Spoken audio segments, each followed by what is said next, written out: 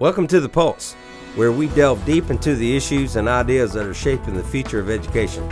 I'm your host, Rick Surrency, Superintendent of the Putnam County School District, and each week we'll be talking to teachers, administrators, and other experts in the field about the latest trends, best practices, and most pressing concerns in education. Whether you're a teacher, a parent, or just someone who cares about education, this podcast is for you. So sit back, relax, and let's dive into the pulse.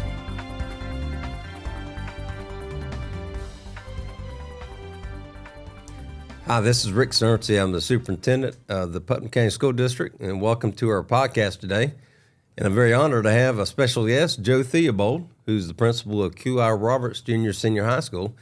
And we're here today to talk about a special designation that his school has received just recently, and that is the Blue Ribbon School designation. So, Joe, welcome, and glad you're here. And we were just talking about probably you've been on our podcast more than anybody here lately, and I guess that's an honor too, right? Yeah, absolutely. A lot of great things happening out there at QI. Yeah, that's a good problem to have. So, but congratulations on being selected as a Blue Ribbon School. And I know a lot of people out there are probably thinking, what is a Blue Ribbon School? And, you know, we think about Blue Ribbon, and sometimes we're thinking about somebody winning a blue ribbon for a pie or something at the county fair. Yeah, So we always think of the county fair. Yeah, absolutely. Yeah. Well, so the Blue Ribbon School designation is something that's been around for about 40 years. It was started by the United States Department of Education and recognizes schools from each state that have done something remarkable.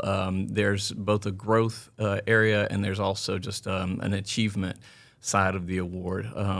We received it for achievement.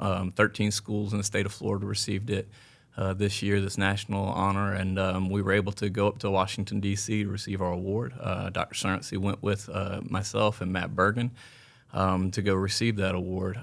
It's something that doesn't happen very often. It's definitely something that we're proud of. We've been recognized by the state of Florida many years in a row as a school of excellence. But to get this recognition also by the state of Florida, because that's who sent our nomination up to D.C., and then those folks up in D.C. recognizing that we are truly doing something special at QI. It was a great honor and a wonderful trip. Had a good time at it, and got to meet some interesting educators from around the country. And but really, explaining to the folks at our table kind of what we do, we got to be the star of the show there too. So it was a great trip and a wonderful honor. Well, that was great. I appreciate the opportunity to go as well. And anytime our school district or schools within our school district get recognized, especially at the state or national level, it definitely says a lot for our entire area here. So what do you see as the future? You know, we have that designation now. So what's next? I mean, how does that? So it's always what's next. Yeah, and I think that's a big part of the culture at QI of what's next. It's kind of a part of our culture in our school district. What is the next thing that we're going for? So some of the long-term goals that we have continued to have is to have all of our students graduate, not just with their high school diploma, but with their ACE diploma, which designates those students for the Florida Bright Future Scholarship throughout the state, regardless of their SAT score or their GPA. If they get their ACE diploma, they get that free college tuition for a college or university here in the state of Florida. It's a huge, it's $25,000 minimally worth of a scholarship, and it's a great thing to send students off with. So we're always looking to get to 100% on that. We've reached our peak at around 90% of our students receiving that, and so, it's always that last little bit of effort that we're shooting for. And also, we want to continue to grow our school. This week we'll be hosting sixth graders from all of the elementary schools in Putnam County, with the exception of Middleton Bernie, because Crescent City has a thriving Cambridge program as well. And we'll be hosting them out at the school so that they can come and see what we offer and think about what they want to do next as far as bringing students in and being a part of our class of 2031, if you can believe that, in 2031. That's who we'll be welcoming this week. So I'm glad to hear about sixth graders coming to QI Robertson. And again, that just gives them an opportunity to see the campus and see some of the things y'all do. But, and I've been on the campus a number of times, and I'm really impressed about, the rigor and many of the systems that you have in place there and the practices and how people really focus on the academics, as well as all of our campuses. But, with the Cambridge program, there's a high degree of expectations because, I believe a lot of people who come to that school feel like, there's an expectation they might go on to the next level. So what are some of the, going back to the blue ribbon designation, what have been some of the practices and some of the culture, if you will, at QI Roberts that you think has led to this important designation? Absolutely. So I think the biggest thing as far as getting that blue ribbon designation was that we kind of achieved the goal of being in the top 10 top 10 high schools in the state of Florida a couple of years ago. When you consider the fact that we're up there with some of the most prestigious charter schools and magnet schools in the state, that's a pretty amazing achievement. And the way we've done it is that we are bringing students in who are on grade level. We're not looking just for the gifted students. But then the level of instruction that happens in these classrooms, both focused on the state standards, where the students will have to pass their state tests, but also focused on the greater understanding of what it takes to be a Cambridge learner, creates this atmosphere where by the 10th grade, when they're taking kind of the incredibly important state exam for themselves so that they can graduate high school, their 10th grade FAST in English and language arts, they have been steeped not only in our state way of doing things, but really in a way of doing things, that Cambridge way, which I explain as critical thought. Students have to be able to understand an issue from different perspectives so that they can really critique it, get down into the weeds of what the writer's trying to accomplish, what the characters are feeling in that situation, and that then transfers over to their tests that they have to take for the state, but also to all the Cambridge exams. Another thing that our new state standards are really focused on, and I knew this was going to be something where we would be able to excel at, is that the state of Florida, over the last 3 or 4 years, have rolled out expectations of students reading what I think you could call is like the Western canon of literature. So things that we all grew up reading, and since No Child Left Behind in the last 20 or 25 years, we've kind of gotten away from and done more contemporary readings. And now the state of Florida wants us to bring those back. They want us to bring back the great authors of the last like 1,000 classical. years. Mm-hmm. Yep. Yes, absolutely. Classical studies, not only in literature, but also kind of even all the way back to Homer with the Odyssey and the Iliad, and kind of historical documents that also kind of laid the foundation of our country as a democratic republic, going back to ancient Rome. So we already had that. That's kind of a key component of the Cambridge way of doing things. And so we kind of had a head start on everybody else when it came to that. And you could really tell when our scores came in. And I think that played a big role in us getting that blue ribbon designation.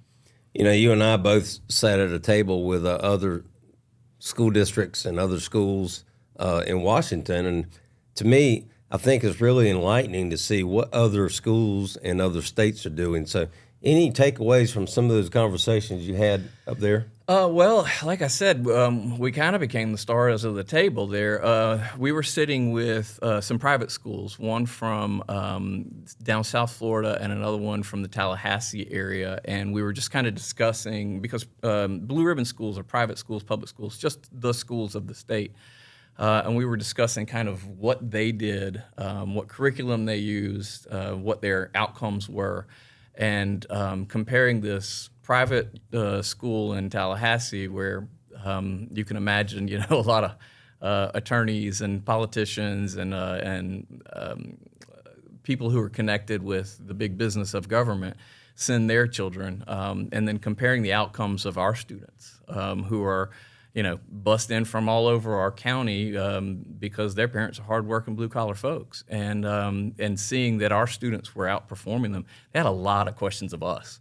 And that made me feel like, well, I've always known we were doing something special out there, but it was really nice just to hear all the questions they were asking. And specifically, they were really focused in on that curriculum that we're using and the instructional techniques that come with the Cambridge program. And it's really kind of neat that we also we have students at QI that actually come across county lines.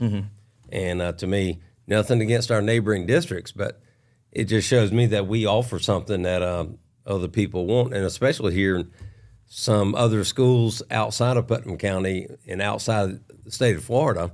It really speaks well to not only the Cambridge program, but also public education. That public education now, and I'm getting off on a tangent here, but we are in a position now where we have to be competitive, especially with the private schools around the United States. So I think being a blue ribbon school in a public school, Cambridge school, really offers not only our students, but other students the opportunities that you may not get in other school districts. And I'm very proud of that. Absolutely. Yeah, about 10% of our students come from outside of the county. And so they do travel to Floor Home to come to QI and experience what we have on offer.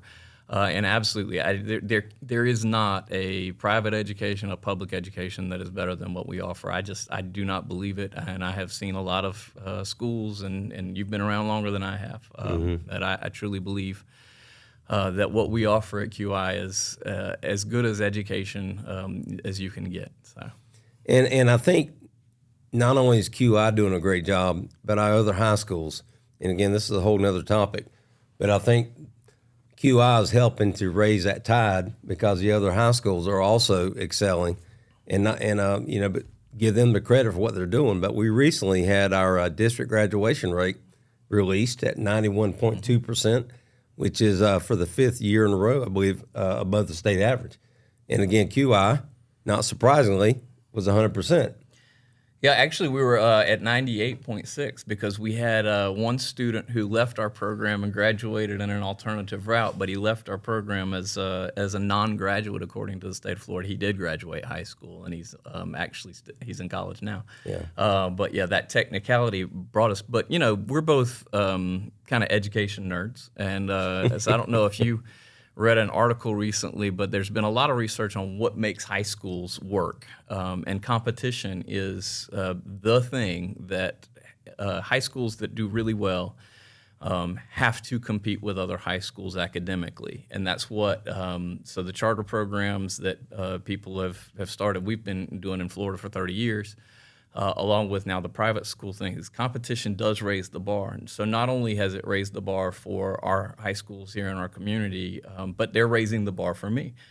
Tim Adams down at Crescent City, I think, had pretty much the same graduation rate as we 97 plus, yeah. And so, and that's important because if I know that I have to compete for my sixth graders this week and have them come out to the school, I know I have to grab as many students as I can, and the way I do that is with high performance.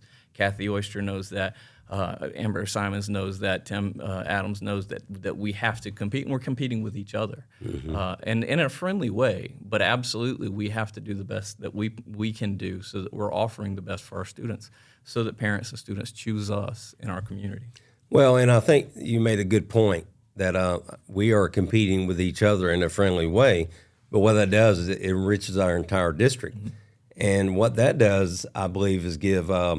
When we go out and recruit teachers, we hire the best teachers, but we have to give them a place where they feel valued. They feel like they are contributing to a high level of education for our students, and there's a welcoming culture here. So I just want to tell you how proud I am for what QI Roberts has done and is doing, as well as our other high schools and our elementary schools. And I think it's just symbolic of how we are continuing to raise the quality of education in our school district. So any other closing thoughts, Joe, before? No, well, yes, I say no. Yes, I will say a couple of other things. One of the things about being a blue ribbon school is that you can't be a blue ribbon school next year. It's one of those awards that gets floated around. So if you see that we're not a blue ribbon school next year, that's the reason we can't be. I'm glad you mentioned that. But I'll also say that I think that the key to all the growth that we continue to see in our school and in our school district and in our community is that we don't rest on our laurels. So we go out and we every once in a while I'll say this and it might come across the wrong way. We go make trouble if there is no trouble. We go make trouble. We go find something to get into. We're absolutely at a position right now where our schools are performing well. And we could take the foot off the gas and say, well, we're doing pretty darn good. But that's not what you do if you want greatness. And if you get into our business without the idea of doing the best that you possibly can do, there are lots of other businesses with lots of other paychecks you can go do. You should be in this for the right reason and for making things happen for the people around you. And I think that is why we attract great teachers, and that's why we can go to that next step as a district. Well said. I couldn't say that any better. So, and I've heard kind of a statesman who recently passed away talked about making good trouble. Mm-hmm. If you're going to make trouble, make good trouble. That's right. Because you gotta keep stirring things up so you keep getting better. So, Joe, thank you for being here, and I value you as a principal and all you're doing there. So. And that's going to conclude our podcast today. We hope you join us next time, and have a great day.